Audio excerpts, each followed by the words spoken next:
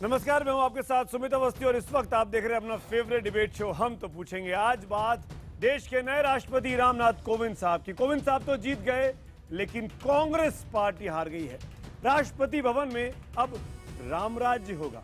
मोदी के राम ने राहुल की मीरा को मात दे दी है।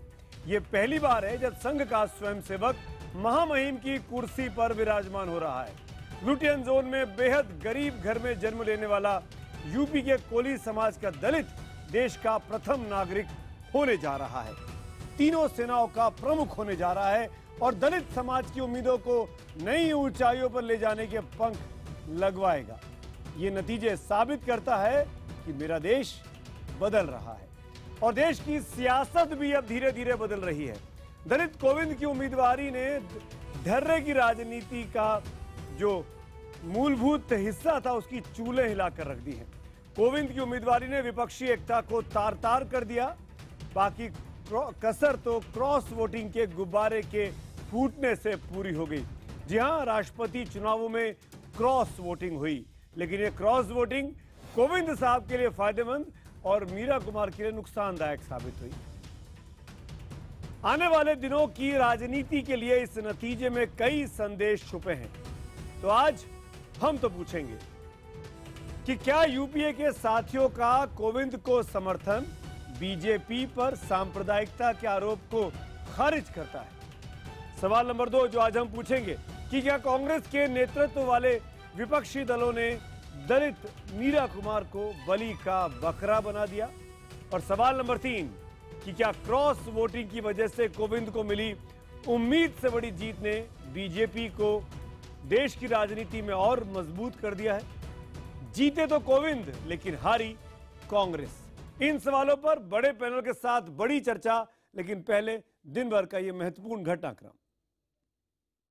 आज दिल्ली में सुबह से बारिश हो रही है।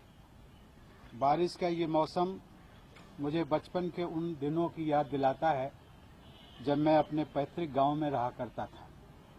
घर कच्चा था, मिट्टी की दीवारें थी।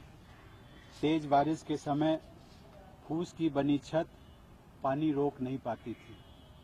हम सब भाई बहन कमरे की दीवार के किनारे खड़े होकर इंतजार करते थे कि बारिश कब समाप्त होगी। आज देश में ऐसे कितने ही रामनाथ कोविंद होंगे जो इस समय बारिश में भीग रहे होंगे, कहीं खेती कर रहे होंगे, कहीं मजदूरी कर रहे होंगे, शाम को भोजन मिल जाए इसके लिए पसीना बहा रहे होंगे। आज मुझे उनसे कहना है कि परौंख गांव का रामनाथ कोविंद राष्ट्रपति भवन में उन्हीं का प्रतिनिधि बनकर जा रहा है। देश के नवनिर्वाचित राष्ट्रपति रामनाथ कोविंद जब नतीजों के बाद पहली बार बोल रहे थे तो उनके शब्द शब्द आखिरी व्यक्ति तक के मन को भिगो रहे थे। हालांकि सब कुछ अनुमान के मुताबिक रहा।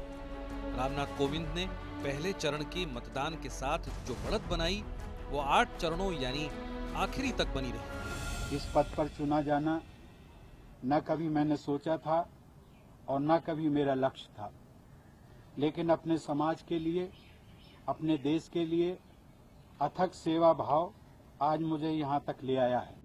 कोविंद 65.65% वोट के साथ देश के 14वें राष्ट्रपति निर्वाचित हुए। विपक्ष की उम्मीदवार मीरा कुमार को कुल 34.35% वोट मिले। कोविंद को कुल 7,02,044 वोट मिले, वहीं मीरा कुमार को 3,67,314 वोट। हम तो पूछेंगे में बड़ी बहस, जीते कोविंद, हारी कांग्रेस।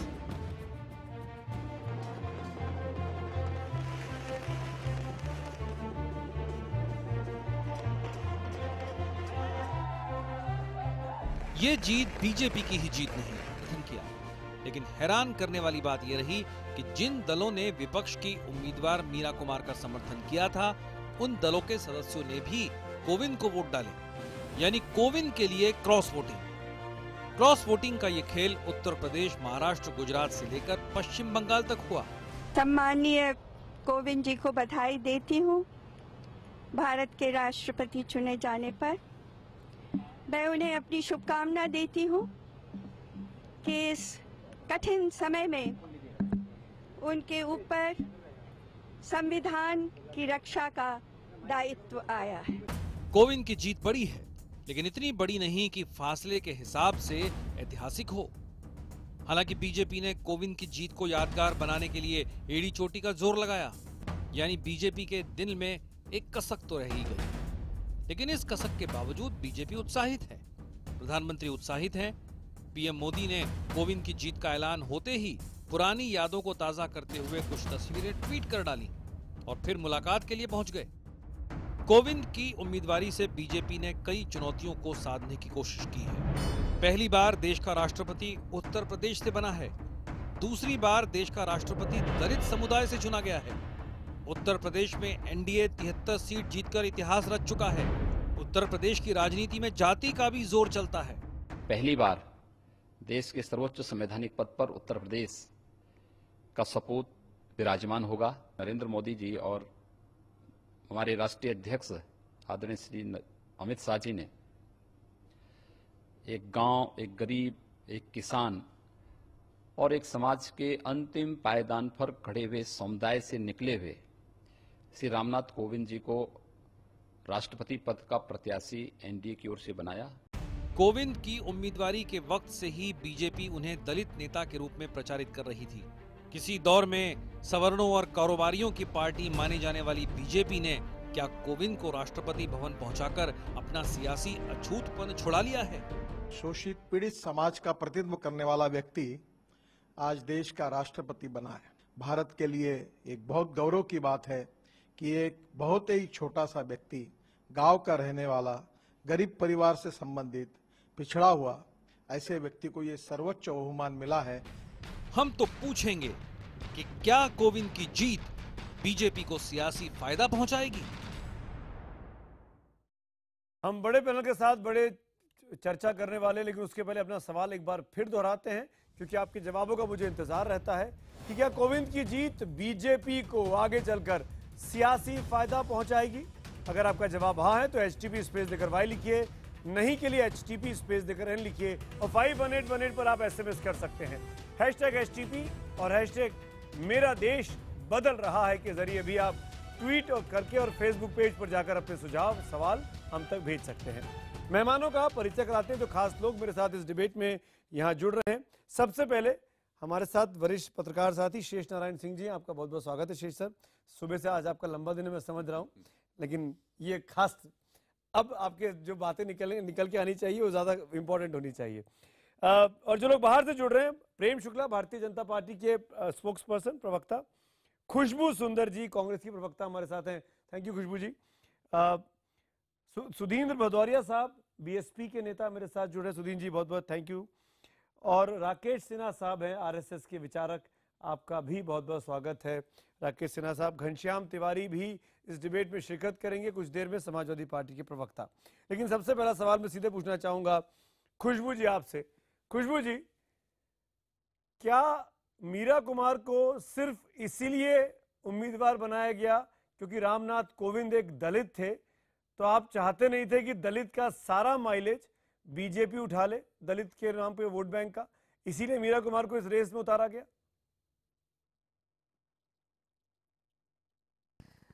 पहले तो ये कहूँगी कि हमारे जो आज देश के प्रेसिडेंट इलेक्ट हुए हैं रामनाथ कोविंद साहब को हमारी तरफ से, हमारे सभी सदस्यों की तरफ से, जितने भी कांग्रेस से नहीं बल्कि देश की तरफ से बहुत बहुत शुभकामनाएं, मुबारकबाद उनको। लेकिन आपका जो कहना है कि मीरा कुमार जी को हमने इसलिए खड़ा किया था क्योंकि वो सिर्फ दलित थी, ये बहुत ही गलत है, क्योंकि ये सोच ही गलत है। अगर आप मीरा कुमारी जी का जो बैकग्राउंड देखेंगे, कहाँ से आई हैं, उनकी मेहनत, अब तक उन्होंने कहाँ पे लड़ी है, उनकी ये जो हम पॉलिटिक्स कहते हैं उसमें उनकी जो जर्नी रही है, उनका जो रास्ता रहा है कि कितना महत्वपूर्ण ये जर्नी उनकी रह चुकी है, वो सब देखते हुए सिर्फ एक बात कि वो दलित हैं उसको मद्देनजर रखते हुए अगर हम डिस्कशन ही शुरू करेंगे तो मेरे ख्याल से वो डिस्कशन की शुरुआत ही गलत होगी। वो तो बात बिल्कुल है ही नहीं, क्योंकि यहाँ पर शायद बीजेपी ने ये मुद्दे को आगे रखा था कि हमारे जो इलेक्टेड प्रेसिडेंट हैं वो एक दलित हैं, लेकिन हमारी ये सोच तो बिल्कुल नहीं थी कांग्रेस में कभी भी कि मीरा कुमारी जी एक दलित है तो दलित वर्सेस दलित। हमारा आइडिया सिर्फ एक ये था, आप करें तो सब ठीक, बीजेपी करे तो गलत। इंसान अपने आप प्रेम शुक्ला जवाब दीजिए, प्रेम शुक्ला जवाब। नहीं बिल्कुल नहीं, वो तो उन्होंने शुरू किया, हमने तो शुरू किया ही नहीं। मैं इसीलिए उनसे जवाब मांग रहा हूं। उन्होंने शुरू किया था, हमने शुरू नहीं किया। प्रेम शुक्ला जवाब दीजिए खुशबू जी को। नहीं, मैं तो सीधे से जवाब दे रही हूँ, हमने तो ये कभी नहीं कहा मैंने ये कभी नहीं कहा, कांग्रेस ने ये कभी नहीं खुशबू- कहा है कि खुशबू क्योंकि जी, हमारे आपका हो गया इलेक्टेड जो जवाब, है वो लगता है एक मुझे दलित कुछ है, बोल इसलिए लेना उनके चाहिए। ऑपोजिट हम एक जी प्रेम शुक्ला जी। नहीं, कुछ जो कर दिया वो कहने की आवश्यकता नहीं है। पहली बार वंचित समुदाय के, शोषित पीड़ित समुदाय के व्यक्ति आदरणीय नारायणन जी को जब राष्ट्रपति पद के प्रत्याशी के रूप में संयुक्त मोर्चा की सरकार के कार्यकाल में पेश किया गया, तो भारतीय जनता पार्टी ने सहज कि हम वंचित समुदाय के व्यक्ति को दे रहे समर्थन दे दिया।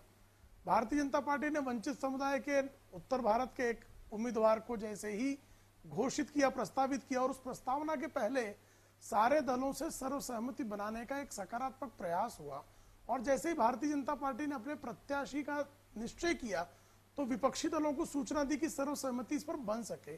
फिर भी विरोध के लिए विरोध और राष्ट्रपति पद के प्रत्याशी पर भी जातीय समीकरण इत्यादि का लाभ उठाना, इस तरह के प्रयास जो है निश्चित तौर पर हुए हैं, और वो कांग्रेस की तरफ से ही हुए हैं, इसमें किसी प्रकार का कोई संदेह नहीं है। इस सत्य को भी इस देश ने जानना चाहिए कि वंचित समुदाय के लिए लिप सर्विस, जुबानी जमा खर्च तो किया जाता है कांग्रेस की तरफ से, लेकिन 1950 से 2017 तक जब भी कांग्रेस को अवसर मिला अपने बल पर राष्ट्रपति निर्वाचित कराने का, कांग्रेस ने कभी किसी वंचित समुदाय के व्यक्ति को यह अवसर नहीं दिया। इस सत्य को भी इस देश को स्वीकारना प्रेम जी, ये तथ्यात्मक बात है। खुशबू जी आप काउंटर कर सकती है 20 सेकंड्स, फिर मैं आगे बढ़ता हूं। खुशबू सुंदर जी, क्योंकि अभी बीजेपी के प्रवक्ता ने खुद ने ये बात कही है कि हमने कभी एक जो कास्ट है उस बेसिस पे कभी हमने एक प्रवक्ता को आगे नहीं रखा, लेकिन आज बीजेपी खुद कह रही है कि उन्होंने रखा है। हमने तो कभी नहीं कहा कि दलित अगेंस्ट दलित, दलित वर्सेस दलित। कास्टिज्म तो कभी कांग्रेस का था ही नहीं। कास्टिज्म तो कभी रिलीजन और कास्टिज्म कभी कांग्रेस के मैटर ही नहीं रहा है। कृपया समझने का प्रयास कीजिए, मैंने जो कहा उसको गलत तरीके से समझ रही हैं आप।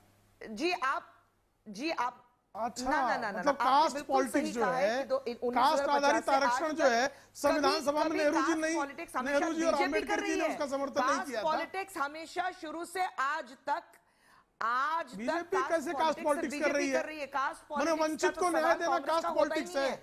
हमारे वंचित समुदाय को न्याय सुनिश्चित करना ये आपकी दृष्टि में जातिगत राजनीति है। यूनिटी, एकता। नहीं, आदरणीय खुशबू जी, कृपा करके मुझे बताइए, ठीक है, कृपा करके मुझे बताइए। नहीं, आदरणीय खुशबू जी, कृपा करके एक छोटा सा प्रश्न मेरा और है। भारतीय जनता पार्टी को हमेशा अल्पसंख्यक विरोधी, दलित विरोधी प्रोजेक्ट करने का एक जो है षड्यंत्र कांग्रेस की और उसके सहयोगी दलों की तरफ से उठाया जाता है। भारतीय जनता पार्टी को अवसर मिला पहली बार राष्ट्रपति बनाने का, अल्पसंख्यक समुदाय के श्रेष्ठतम व्यक्तित्व एपीजे अब्दुल कलाम से बेहतर व्यक्तित्व अल्पसंख्यक समुदाय क्या, जिसको भारत के एक नागरिक को ना जाए, उस व्यक्ति को बनाया। दूसरा, जैसे ही वंचित दूसरा अवसर मिला, वंचित समुदाय के व्यक्ति को बनाया। उसके बाद भी आप वंचित समुदाय के लिए जुबानी जमा खर्च के अलावा आप कुछ नहीं करेंगे। उसके बाद आप कहेंगे जाति की राजनीति वो भारतीय जनता पार्टी कर रही है, हटाने के लिए और आप जाति के आधार पर शीला दीक्षित को मुख्यमंत्री घोषित करेंगे।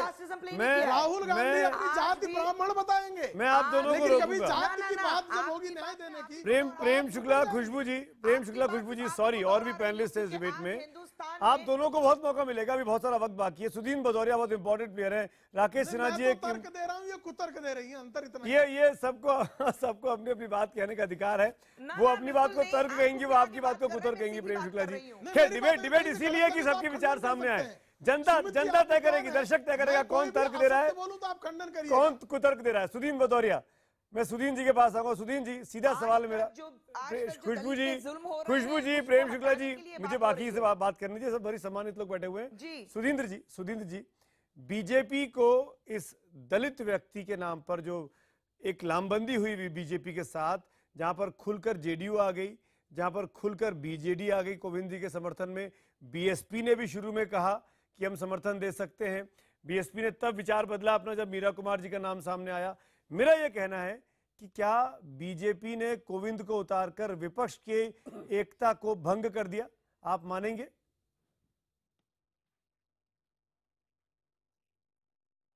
देखिए, हर दौर में आप देखेंगे जब राष्ट्रपति का चुनाव होता है, पहले भी राष्ट्रपति के चुनाव हुए हैं, तमाम पार्टियां लड़ती रही हैं, जीतती रही हैं, हारती रही हैं।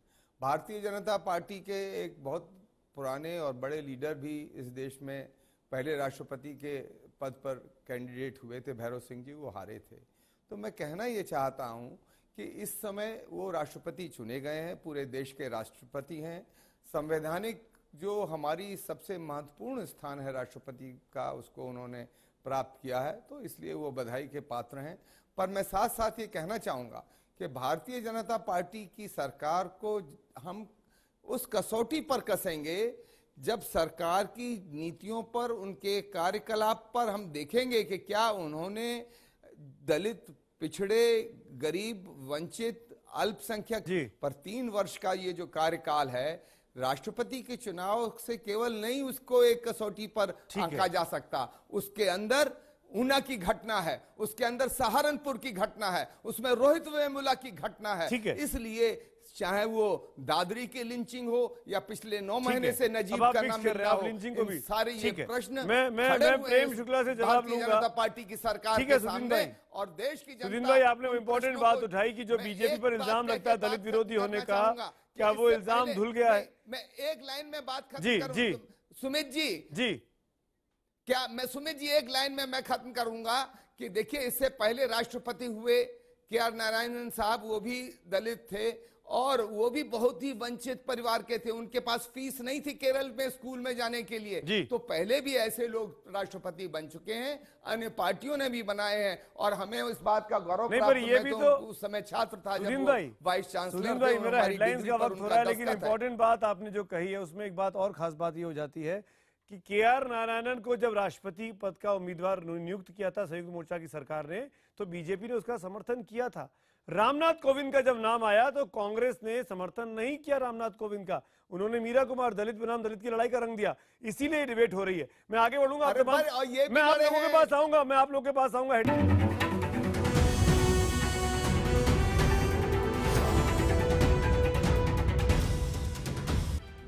रामनाथ कोविंद, बीजेपी के रामनाथ कोविंद देश के नए राष्ट्रपति होंगे। 25 तारीख को उनकी शपथ होने वाली है। हमारा आज का सवाल भी है कि कोविंद की जीत बीजेपी को क्या सियासी फायदा पहुंचाएगी? हाँ कहने वाले SMS पोल पर 91% है और ट्विटर पोल पर हाँ कहने वालों की संख्या भी ज्यादा है। वहां पर 88% हाँ कह रहे हैं, यानी ज्यादातर लोग को लगता है कि रामनाथ कोविंद की जो जीत हुई है, जो दलित चेहरे को उतारा बीजेपी ने, उससे बीजेपी को सियासी तौर पर भी फायदा होगा। मेरे साथ राकेश सिन्हा साहब जुड़े हुए। राकेश जी, मैं आपसे पूछना चाहूंगा, क्या एक दलित वंचित समाज के व्यक्ति को बीजेपी ने अपना उम्मीदवार बनवाकर, राष्ट्रपति बनाकर, उसके लिए समर्थन इकट्ठा कर सियासी तौर पर भी बीजेपी ने जीत हासिल कर ली है? 2 वजहों से मैं कह रहा हूं। एक तो बीजेपी का विरोध जो होता था सांप्रदायिकता के नाम पर, वो खत्म हो गया। JDU और BJD और AIADMK और YSR कांग्रेस जैसी पार्टियां साथ खड़ी हो गई। और दूसरी बात कि दलित समुदाय के होने की वजह से यूपी का जो किला है वो बचाने में कामयाबी मिलेगी, क्योंकि यूपी का पहला राष्ट्रपति है ये। राकेश सिन्हा, देखिए मुझे लगता है राष्ट्रपति के चुनाव को देश की राजनीति से अब नहीं जोड़ना चाहिए, क्योंकि उम्मीदवार कोई भी हो वो भारत का राष्ट्रपति होता है। लेकिन मैं अब 2 बातों को कहना चाहता हूं कि आज उनके संदेश को पढ़िए। आज जो रामनाथ कोविंद जी ने अपने संदेश में कहा है वो कोई सामान्य संदेश नहीं है, वो कोई औपचारिकता बस कही गई बात नहीं है। उस संदेश में दलितों की स्थिति का मर्म छिपा हुआ है। आजादी के बाद दलित सांकेतिकता का तो उपयोग कांग्रेस और अन्य पार्टियां करती रही हैं, लेकिन उस सांकेतिकता का उन्होंने अभिव्यक्त किया है, उसे साफ तौर पे समाज के सामने रखा है। किस तरह से हजारों लाखों रामनाथ कोविंद घरों में छत नहीं होने के कारण बारिश से नहीं बच पाते हैं, खुले आसमान के सामने बारिश में काम करते हुए 2 जून की रोटी नहीं पा पाते हैं। यह जो समानता का उन्होंने संदेश दिया है, भले ही समाजवाद का शब्द कांग्रेस ने संविधान में डाला, लेकिन समानता का जो संदेश आया है वह संदेश असामान्य संदेश है। और उस संदेश के द्वारा रामनाथ कोविंद जी ने इस देश के उन लोगों की अंतरात्मा को छूने की कोशिश की है जो सिर्फ दलितों के कार्ड खेलते रहे हैं। रामनाथ कोविंद जी या भारतीय जनता पार्टी ने उनको उम्मीदवार बना के दलितों के प्रति सरोकार दिखाया है। मैं एक बात और कहना चाहूंगा, देखिए देश की राजनीति में एक बड़ा महत्वपूर्ण परिवर्तन आया है। यह परिवर्तन कोई सामान्य परिवर्तन नहीं है। आज तक देश की राजनीति पर शिखर से लेकर नीचे तक कांग्रेस मानसिकता और लेजिस्लेचर एग्जीक्यूटिव में होती थी, जिसको प्रोफेसर रजनी कोठारी जो सोशल साइंटिस्ट थे उन्होंने कांग्रेस सिस्टम कह दिया था। पूरे पॉलिटिकल सिस्टम को उन्होंने कांग्रेस सिस्टम कह दिया था। आज एक नया साइकिल पूरा हुआ है। वह देश की कार्यपालिका कांग्रेस मुक्त कार्यपालिका बनी है। यह देश की राजनीति में होने वाले वैचारिक परिवर्तन, आधारभूत परिवर्तन को दिखाता है कि देश किस दिशा में जा रही है। आप और यही दिशा बात कह रहे हैं कि मेरा देश बदल रहा है। एक बात जो बार बार चुनाव के दौरान उठाया गया, जो मैं जवाब ले लूं आपकी बात का। 20 सेकंड में अपनी बात पूरी करता हूं। 20 सेकंड में अपनी बात 20 सेकंड में मैं एक और बात पूरा कर दूं। देखिए, कांग्रेस ने इसको वैचारिक लड़ाई का जामा पहनाया था। मैं बता दूं, क्या वैचारिक लड़ाई वही है जो नरेश अग्रवाल ने राज्यसभा में कहा था? क्या वैचारिक लड़ाई वही है कि भारत चीन युद्ध लड़ने के लिए तैयार हैं और राहुल गांधी उसके कूटनीति से मिल रहे हैं? इसलिए मुझे लगता है कि आज जो जीत हुई है, खुशबू, वह जीत एक संदेश है इस देश की राजनीति में दलितों के प्रति सरोकार में, कांग्रेस में सवाल खड़े किए, मैं खुशबू जी को मौका दूं। आज तक बीजेपी ने जो बातें कही हैं सिर्फ लोगों को बहलाने वाली बातें की हैं।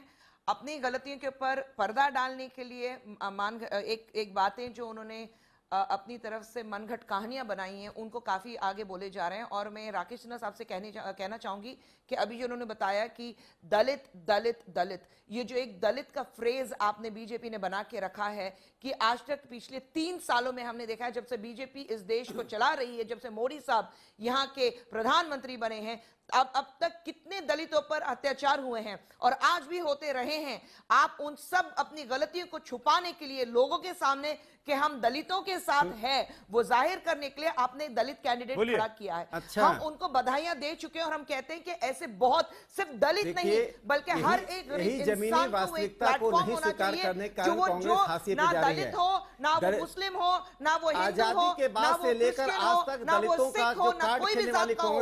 हर इंसान, बाबू जगजीवन राम का नाम बार बार लिया जाता रहा है। सुमित जी सुन लीजिए, इनको बता दीजिए। बाबू जगजीवन शिखर पे थे।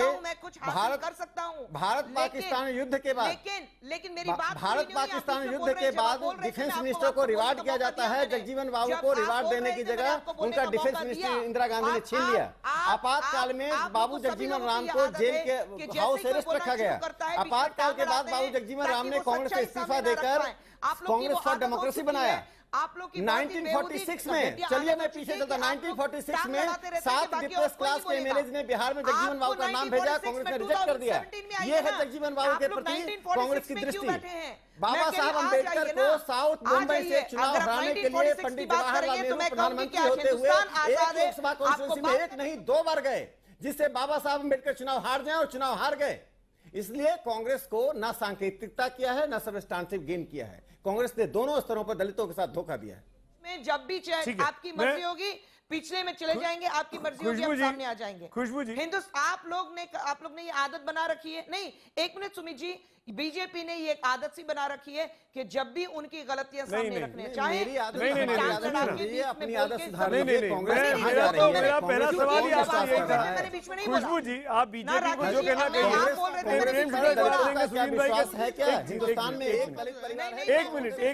एक मिनट प्लीज, सब चारों लोग एक साथ नहीं बोलिए, मुझे शेष जी के पास जाना है। एक minute Khushboo ji please. Khushboo ji, you made your point. Khushboo ji, you made your point.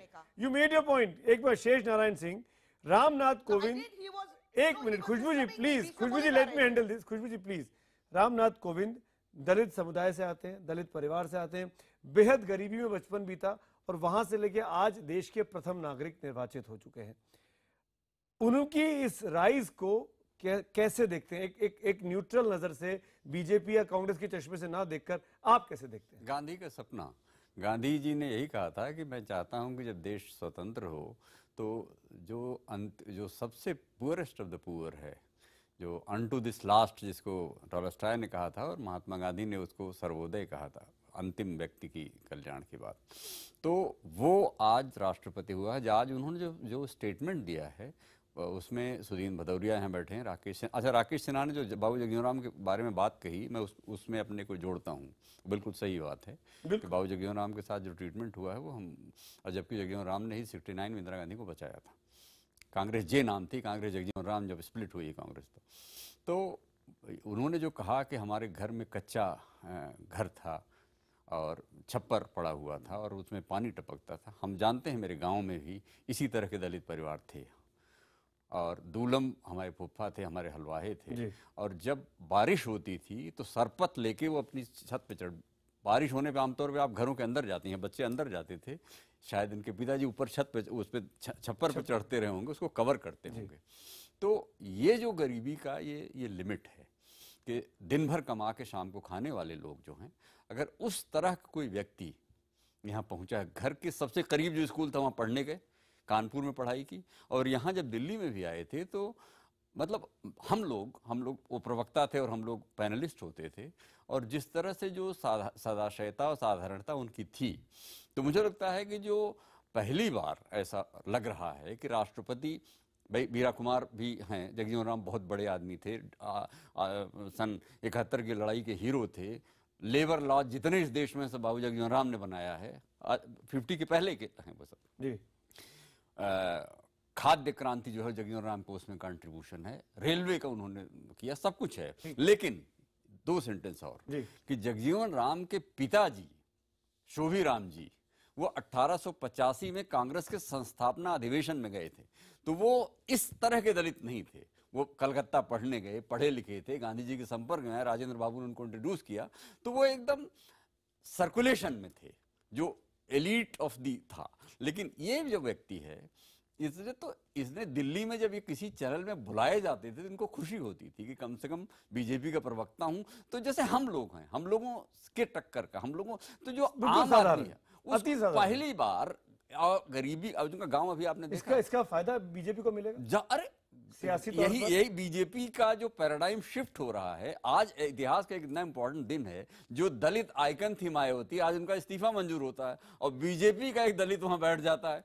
तो आप मोदी जिस तरह से सिंबल्स को इस्तेमाल करते हैं, प्रेम शुक्ला, वो जाहिर है उसका फायदा होने जा रहा है। जो बात सुधीर भदौरिया ने की, उसका जवाब क्या बीजेपी को नहीं? दलित का ऊना कांड और रोहित वेमुला, ये तमाम दाग धुल गए? नहीं, कोई नहीं धुला है, वो सब दाग रहेंगे, जो कहते हो वो सब दाग रहेंगे। देखिए, बहुत सारे मुसलमानों ने उज्ज्वला के चक्कर में मोदी जी को वोट दिया, तो क्या जो मुसलमानों के खिलाफ उनकी पार्टी का उनका है वो धुलता नहीं है। लेकिन मोदी जी चूंकि सिचुएशन को इस्तेमाल करने अच्छी तरह जानते हैं, और दूसरी बात यह है कि जो बीजेपी अपर कास्ट की पार्टी मानी जाती थी, 2013 के बाद अमित शाह ने और नरेंद्र मोदी ने जब शुरू किया, आज दलितों के वो नेता बनने जा रहे हैं, और उसके लिए एक कॉन्शियस एफर्ट। सुधीर भाई, आपने हाथ उठाया, सुधीर भदौरिया आप बोलिए, फिर प्रेम शुक्ला जवाब देंगे। सुधीर भदौरिया। देखिए, ऐसा है कि कांग्रेस ने और अन्य पार्टियों ने भी जब KR नारायणन को राष्ट्रपति बनाया, तो उससे बहुजन समाज पार्टी का वोट घटा नहीं, उत्तर प्रदेश के अंदर लगातार बढ़ता चला गया। बहुजन समाज पार्टी उत्तर प्रदेश में आज भी चुनाव में हारने के बाद, अरे भाई मेरी बात तो समाप्त करना, आप टोका टाकी में इनको बुलवाइए, पहले इनको बुलवा लीजिए जरा। बोलिए सुधीर भाई। इसलिए कि आप जो है अन्य पार्टियां जो कह रहे हैं, भाई देखिए, इनमें इतनी असहिष्णुता है, डॉक्टर बाबा साहब इतनी असहिष्णुता, ये इनटॉलरेंस और arrogance, Bharatiya Janata party intolerance और एरोगेंस की पार्टी बन गई है। ये वही भारतीय जनता पार्टी है, भारतीय जनता जिन्होंने हिंदू महासभा के लोगों ने बाबा साहब भीमराव अम्बेडकर का इसी दिल्ली शहर में पुतला चलाया। आपके वर्ग चरित्र को, आपके चेहरे को, आपके सुश्री मायावती के एरोगेंस के आगे सबका एरोगेंस बहुत छोटा है। आपने प्रेम भाई सुधीर भाई एक एक करके बात करते हैं। प्रेम भाई सुधीर भाई एक एक करके बात करते हैं, प्लीज। किसी की बात भी नहीं जा रही है, प्लीज। आप दोनों बहुत सीजन लोग हैं, वरिष्ठ लोग हैं, एक एक करके बात करते हैं। बहुत अच्छा डिबेट चल रहा है, आप दोनों का कोऑपरेशन में चाहूंगा। सुधीर भाई प्रेम शुक्ला शांत हो गए। सुधीर भाई प्रेम शुक्ला शांत हो गए। सुधीर भाई प्रेम शुक्ला शांत हो गए। प्लीज पर्सनल एलिगेशंस नहीं लगाइए, हम एक अच्छा डिबेट कर रहे हैं। प्रेम भाई, सुधीर भाई can I Sudhir Bhadauria on the screen. Sudhir भाई देखिए, सुधीर भाई आप लगातार एरोगेंस बोल रहे, लगातार आप बोले जा रहे हैं। हमारा टाइम जाया हो रहा है सुधीर भाई, टाइम जाया हो रहा है। टाइम जाया हो रहा है, टाइम की कीमत समझिए प्लीज। सुधीर भाई हाथ जोड़ रहा हूँ, 25वीं बार कह रहा हूँ मैं रिक्वेस्ट कर रहा हूँ सुधीर भाई। नहीं, ये टोका अरे भाई फिर आप वहीं आ गए। अरे बच्चों की तरह मत लड़िए, ये स्कूल रूम क्लास रूम नहीं है कि बेटा मॉनिटर को बोलिए प्लीज भाई, सुदीन, इनको कहिए प्लीज ना, सुदीन। ये अरे जो वो चुप है, टोका-टाकी कर रहे हैं, वो उनको चुप है कहिए। सुदीन भाई, वो चुप अरे भाई, है। उनको आप ही भी बोल रहे कहिए। हैं उनको सुदीन भी भाई, आप कहिए। इतने सीनियर आदमी नहीं, है सुदीन मुझे तो भाई, आप कह सकते हैं। सुदीन भाई आप बहुत आप सीनियर कह आदमी सकते हैं हैं। कि हमारी मैं हाथ पार्टी- जोड़ के हमारी आपके सामने पार्टी बैठा हुआ हूँ, भारतीय जनता पार्टी दुनिया देख सरकार रही है, में नहीं। देश देख रही तो है आप सुदीन सुदीन भाई, भाई को कहिए सुदीन और भाई, आप उनको मत सुदीन कहिए। भाई आप लगातार बोल अरे रहे हैं, इनको आप भी क्यों कहिए, नाराज है भाई? तब हम समझेंगे अरे वो कि आप शांत भी हो गए focused हैं। हैं सुदीन भाई, वो शांत हो गए हैं भाई इनको आ- कहिए ना, सुदीन भाई, जो टोक रहे हैं सुदीन उनको भाई, कहिए, वो तो नहीं टोक रहे। ओहो सुदीन भाई, आपने 5 मिनट जाया कर दिए, सॉरी, आपने 5 मिनट जाया कर दिए, बहुत बहुमूल्य है। आप लगातार ये ना सुदीन भाई, मुझे सोचिए जाया इन्होंने किया सुदीन कि भाई, मैंने किया? सुदीन भाई अब आप ऐसे करेंगे तो मैं आपसे सवाल नहीं करूंगा, फिर आप मत बोलिएगा मुझे। मैं 5 मिनट आप पे सिर्फ आपको बनाने में वेस्ट कर रहा हूं, मैं बच्चों की तरह रूठ जाते हैं आप। प्रेम शुक्ला चुपचाप बैठे हुए हैं। सुधींद्र भाई मेरे एक सवाल का जवाब दीजिए। सुधींद्र भाई, उस दिन मायावती जी ने जब इस्तीफे की पेशकश की और आज जब इस्तीफा मंजूर हुआ, जो बात शेष नारायण जी कह रहे थे, मैं उसी बात से उठा रहा हूं, आप क्योंकि यहां बैठे हुए हैं। उस दिन चेयर पे कांग्रेस के कुरियन साहब थे, उनको उन्होंने कहा कि आप मुझे बोलने का वक्त नहीं दे रहे, सदन में दलितों के नाम पर चर्चा नहीं हो पाती है, और वो गुस्से में चली गई बाहर इस्तीफा देती हुई। क्या ये कांग्रेस से नाराजगी थी कि कांग्रेस दलितों का मुद्दा नहीं उठाने दे रही है, या मायावती जी दलित के नाम पर अपना वोट बैंक दोबारा साधने की कोशिश कर रही हैं? क्योंकि कोविंद के पास बीजेपी जा रही है, दलित जा रहा है। सुदीन भाई, अगर मुझे टोका नहीं जाएगा तो मैं इसका उत्तर इस प्रकार देना चाहता हूं कि बहन मायावती जी के मन में पीड़ा थी, और वो पीड़ा रोहित वेमुला ऊना की घटना, जहां पीठ को नंगा कर कर गुजरात में जहां भारतीय जनता पार्टी की सरकार है, कोड़े बरसाए गए, सहारनपुर के अंदर दलितों को मारा गया, और इसके साथ साथ देश के अंदर लगातार, चाहे हरियाणा हो चाहे देश के अन्य हिस्से हो जहां भारतीय जनता पार्टी की सरकार है, उत्पीड़न बढ़ रहा है। और भारतीय जनता पार्टी के मंत्री, भारतीय जनता पार्टी के मंत्री और कांग्रेस के खाते के नेता सांसद उन्होंने आपके प्रश्न का उत्तर नहीं देंगे। आपने मेरे सवाल का उत्तर नहीं दिया। अरे ये ऊना की घटना, ये रोहित वेमुला की घटना तो 2 साल पहले की है, तब क्यों नहीं इस्तीफा दिया? तब क्यों नहीं इस्तीफा दिया? इसलिए सवाल मैं पूछ रहा हूं आपसे। अरे भाई आप ही उत्तर देंगे तो कोई बात नहीं, आप मुझसे अगर प्रश्न कर रहे हैं तो उत्तर देने दीजिए। मेरे उत्तर से आप संतुष्ट नहीं हो सकते, कोई बात नहीं। मैं ये कह रहा हूं कि ट्रेजरी बेंचेस के मंत्रियों ने, सांसदों ने उनको टोका टाकी की, जैसे मुझे ये टोका टाकी कर रहे हैं। ये लोग अब एरोगेंस और इंटॉलरेंस की पार्टी हो गए। पहले केवल इंटॉलरेंस था, एरोगेंस और इंटॉलरेंस। अरे भाई प्रेम शुक्ला में आऊंगा आपके पास, प्रेम शुक्ला में आऊंगा। राकेश सिन्हा जवाब देना चाह रहे हैं, उनको जाना भी है। राकेश सिन्हा बोलना चाह रहे हैं सुदीप भाई बात पे। राकेश सिन्हा देखिए मैं एक बात मैं कहना चाहता हूँ। पहचान के आधार पर मायावती जी राजनीति करती थी, जमीनी स्तर से कर चुकी थी। सुधींद्र जी 2 बातें सुन लीजिए। सुधींद्र जी सुन लीजिए, कुलीन जैसे बहन मायावती जी को नहीं आपको सुधींद्र जी सुन तो लीजिए, 30 सेकंड में मैं अपनी बात समाप्त करता हूँ। किसी को नहीं बोलने दे रहे हैं सुधीन भाई। अच्छा सुधींद्र जी सुन लीजिए, विक्टिमहुड का कार्ड मत प्ले कीजिए, 2 बातें सुन लीजिए। देखिए, जमीनी स्तर पर काम नहीं करके सिर्फ दलितों का नारा देने से स्थितियां नहीं बदलती हैं। मायावती जी उत्तर प्रदेश में चीफ मिनिस्टर रह चुकी हैं। दलितों की स्थिति में क्या सब्सटेंशियल चेंज हुआ? सांकेतिकता की एक सीमा होती है। राष्ट्रीय स्वयंसेवक संघ का सेवा भारती जमीन पर काम कर रहा है, वनवासी कल्याण आश्रम वनवासियों के बीच काम कर रहा है, उसके परिणाम दिखाई पड़ रहे हैं जमीन पर। आप जाइए, काम कीजिए, दलितों के बीच जाइए। नारेबाजी से स्थितियां नहीं बदलती हैं। एक और बात सुमित जी मैं कहना चाहता हूं, जब रामनाथ कोविंद जी उम्मीदवार हुए तो मायावती जी ने क्या कमेंट किया?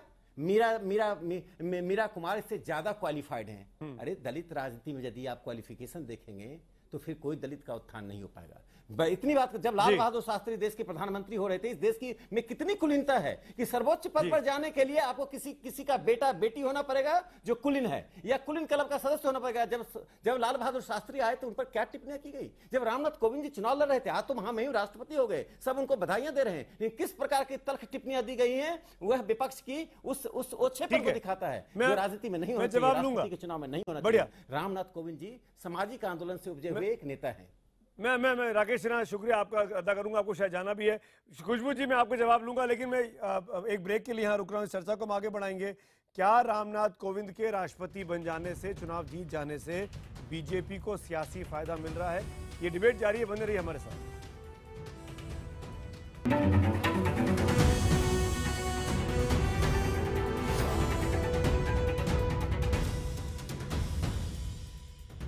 कांग्रेस की गोद में आपका वहां पर बैठना, डॉक्टर बाबा साहब अम्बेडकर कहते थे कांग्रेस के करीब भी जो जाएगा, इनटॉलरेंस और arrogance Bharatiya Janata party, Bharatiya Janata party intolerance और एरोगेंस की पार्टी बन गई है।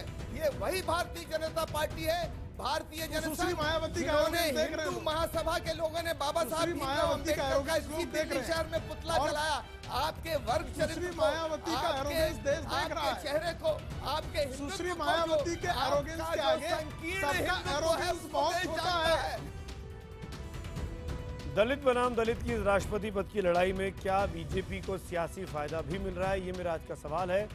और ज्यादातर लोग हाँ में जवाब दे रहे हैं। 88% SMS पोल में हमें जवाब देते हैं और ट्विटर पोल के नतीजे भी आपके सामने हैं। 88% यहाँ भी हाँ में जवाब देते हैं। अब मैं सीधा सवाल पूछना चाहूँगा। राकेश सिन्हा इस डिबेट में हमारे साथ नहीं है, घनश्याम तिवारी समाजवादी पार्टी के नेता फोन लाइन पर जुड़ गए हैं, लेकिन इस बात का जवाब प्रेम शुक्ला मुझे आपसे चाहिए कि रोहित वेमुला, ऊना कांड, ये जो हुआ बीते दिनों में 2-3 सालों में, इससे छाप को मिटाने के लिए, इसी दाग को मिटाने के लिए रामनाथ कोविंद साहब का नाम आगे किया गया, ये दिखाने के लिए कि हम सबसे बड़े दलित हितैषी हैं।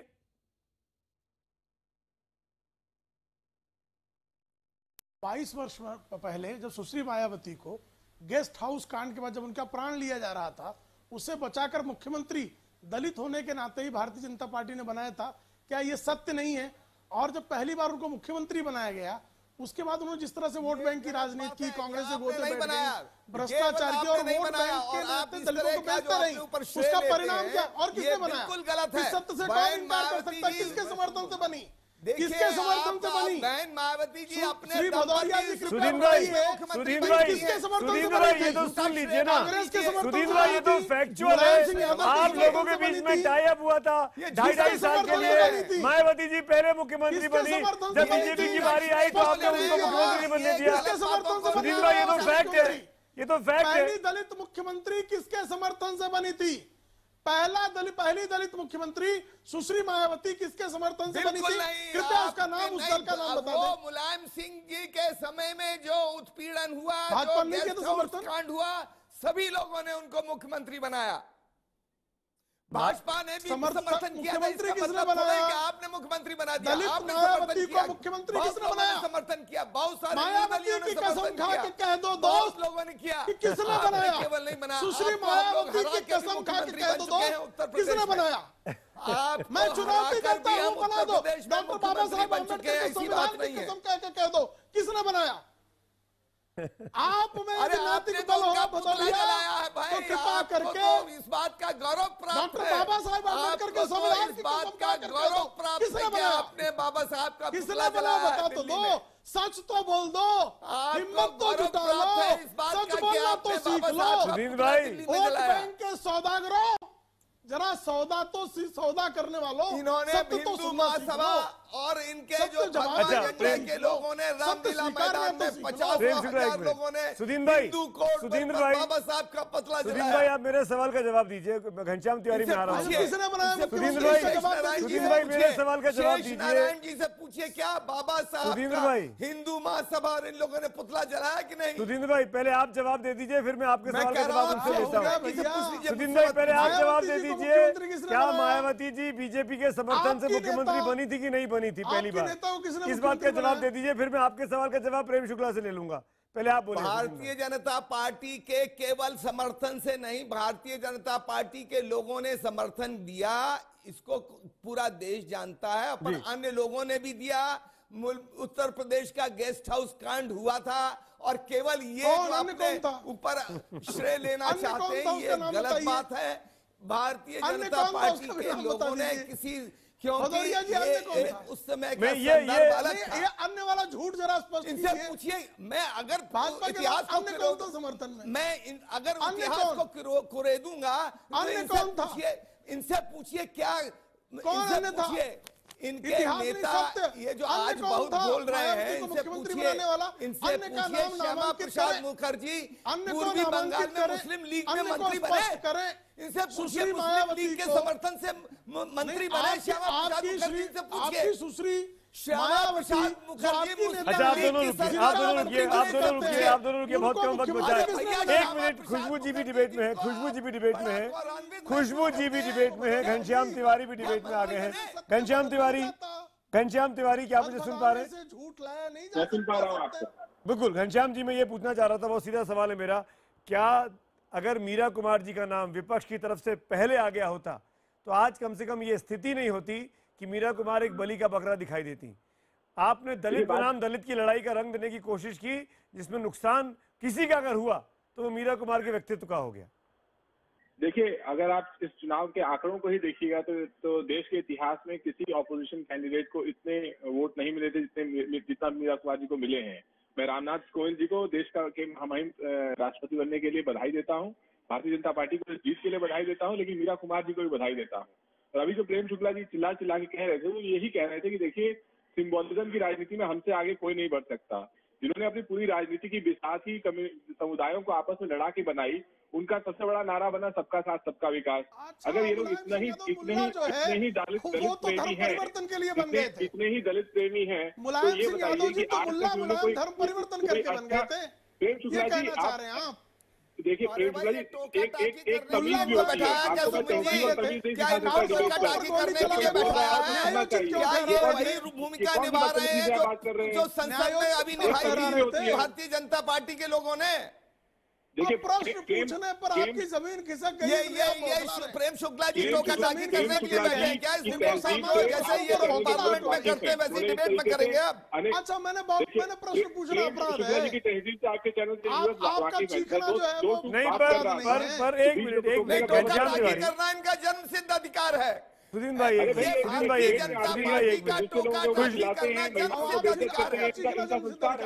एक खुशबू जी करना और आपका चीखना एक मिनट, प्रेम शुक्ला जी और सुदीन भाई प्लीज गले को संभालिए। खुशबू जी मैं सीधी सी बात आपसे जानना चाहता हूं, दलित वोट बैंक की अगर बात की जाए, खासकर उत्तर प्रदेश की बात की जाए, बीजेपी के पास 73 सीटें हैं यूपी में लोकसभा की, हम 19 की तरफ आगे बढ़ रहे हैं, विधानसभा में 325 सीटें बीजेपी गठबंधन के पास आती हैं।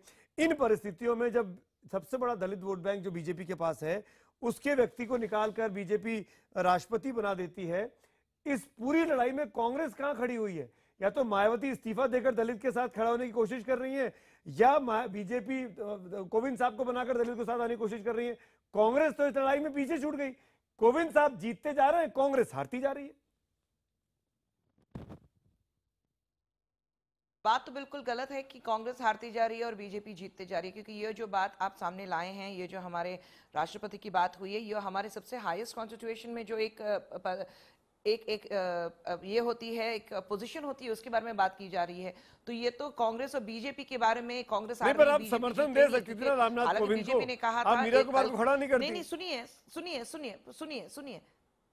नहीं, वही तो मैं कह रही हूँ, शुरू से आपसे एक ही बात कह रही हूँ कि दलित एक सामने रखने के लिए आज जो पिछले 3 सालों में दलितों पर जो अत्याचार हुए हैं, मोदी जी के गवर्निंग बॉडी के नीचे, बीजेपी के नीचे, जिस तरह से हर एक बात, चाहे वो ऊना हो या चाहे वो सहारनपुर हो, या जिस तरह से मॉब लिंचिंग एक दलित का नाम जब बीजेपी ने आगे कर दिया तो आप समर्थन क्यों नहीं दे सकती थी उनको? आप उनको समर्थन क्यों नहीं दे सकती थी? जब के.आर. नारायणन को, कांग्रेस के नेता को बीजेपी सपोर्ट कर सकती है, तो आप क्यों नहीं कर सकती? इससे पहले दलित, आप क्यों नहीं कर सकती? पहले हम क्रेडिबिलिटी देख रहे थे। हमने मीरा कुमार जी को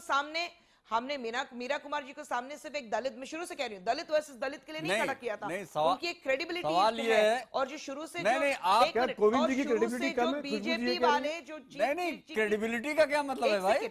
नहीं, अरे गरीब आदमी क्रेडिबिलिटी बस वही माइंडसेट है। इस पर मुझे सख्त एतराज है। मेरी पहली पूरी बात, आप रामनाथ कोविंद बीजेपी के हैं, किसी पार्टी के, उनको भूल जाइए, लेकिन एक गरीब आदमी जो गांव के छप्पर के स्कूल से पढ़ के निकला है, डिबेट का सवाल ही नहीं होता, सिर्फ उनको बैठना पड़ेगा, माइक हाथ में लेकर बात बिलोंग नहीं करता। मैं अपनी बात ना, ये बात नहीं है। यही राहुल गांधी बीजेपी वाले से यही बोलते रहेंगे और कुछ नहीं है, जो बीच में बोलते रहेंगे बीजेपी वाले।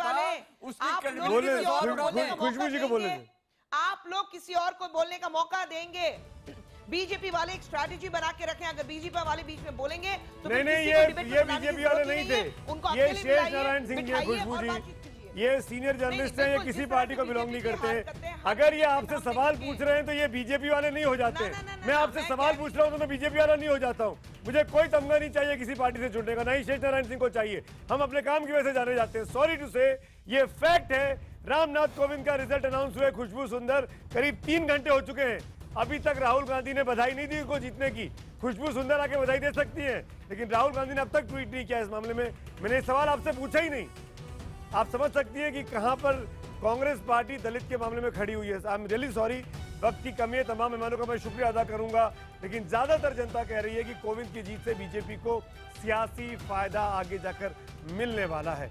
इसी नोट पर हम तो पूछेंगे मैं आज इतना ही।